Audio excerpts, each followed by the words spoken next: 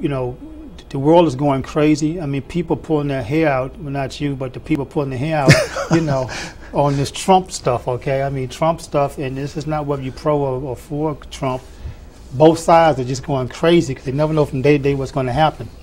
And you happen to have students in the School of Public Affairs and Administration, and you talk about your political science background.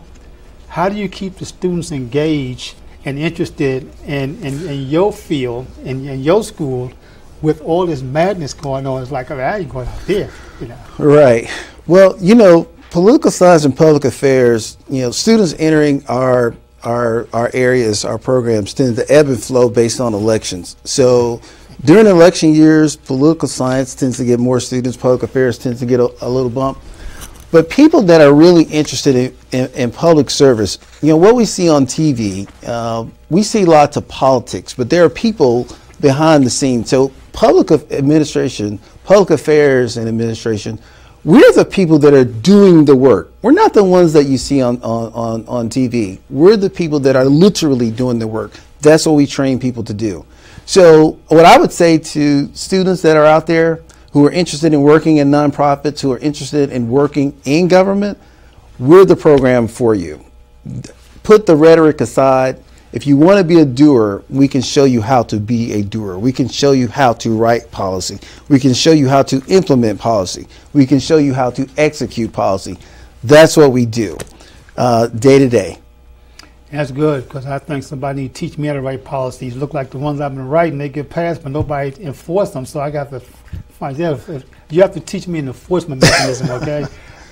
So how does now, you know, I know we're going to be wrapping up, but what do you really expect SPAA to do in School of Public Affairs and Administration for cities like Newark? Because usually Newark is a city that whatever happens here, if it's good, it'll take off someplace else.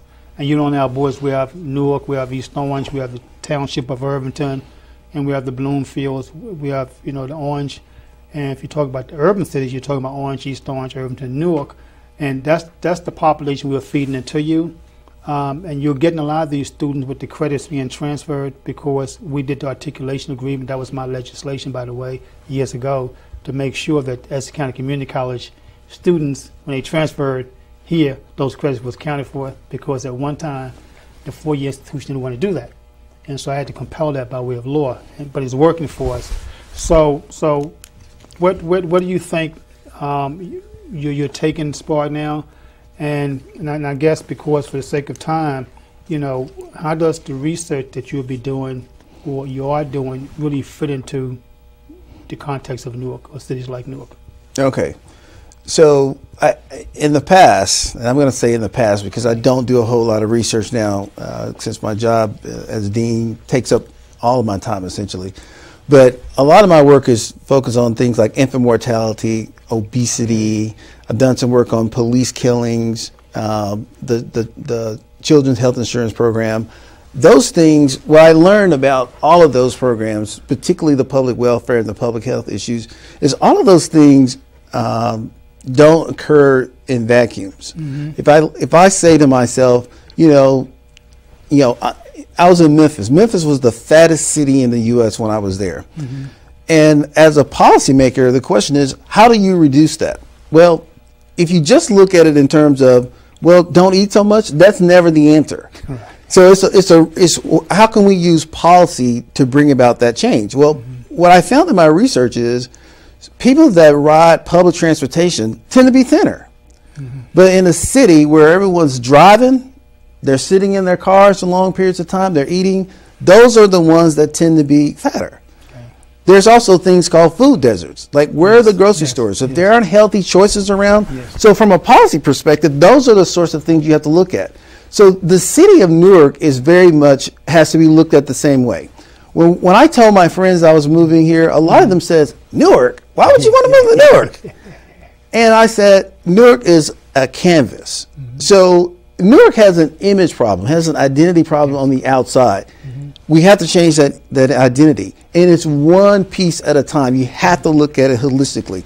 My goals for the school, and particularly with respect to community engagement, is to help collaborate with the city to work on pieces that would change that image? Well, hopefully you can help us change the image, because we're getting ready to wrap up. But I tell this story all the time. Years ago, they said Newark was #1 in crime. That's what I thought. I was on an airplane, and everybody I know to this day going to Atlanta, Georgia. To this day, everybody's going to Atlanta, Georgia. And I was on the airplane reading the magazine. It said Atlanta, Georgia was #1 in crime. I said, well, somebody's going to be sued. They must have made a mistake in the writing, because Newark is #1. Atlanta was #1. I said, well, then why is everybody going to Atlanta if it's #1 in crime? Because they kept the image going up. Maynard Jackson, the airport and stuff, kept the image. They talk about the negative, but they kept a high emphasis on what was happening. So people saw the negative going this way because they saw positive things happening. And I'm hoping that's what the School of Public Affairs can help us do, really put this image in place. Let me thank Dean Charles Menifield for coming on the program. I want to thank our viewers for tuning in. Please pay attention. We're going to have him back, and enjoy the rest of your holiday. And we're looking for a good New Year's. Be safe, be blessed, and be happy. Thanks for having me.